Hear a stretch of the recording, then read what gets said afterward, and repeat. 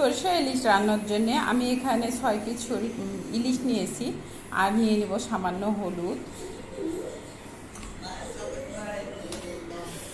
এবার সামান্য সরিষার তেল দিয়ে আমি মাছটাকে মেখে নেব।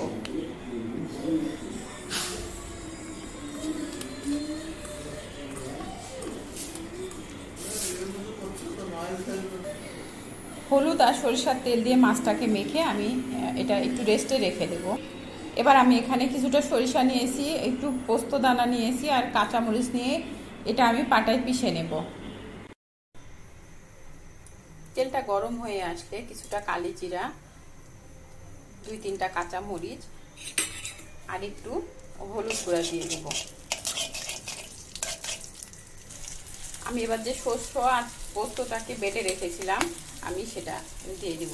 একটু পানি অ্যাড করে সেটার সাথে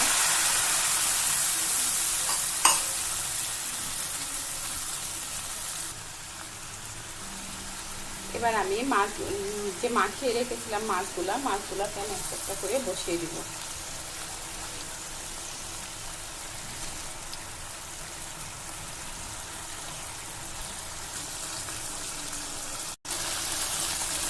এক পাশটা একটু কষানো হয়ে গেলে আমি আলতো হাতে এটাকে উল্টিয়ে দিব আর এক পাশটা।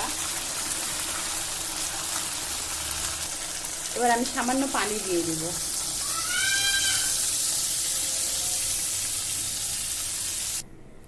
ভালো মতো ফুটিয়ে নামিয়ে নিলেই হয়ে গেল দারুণ স্বাদের সরষে ইলিশ।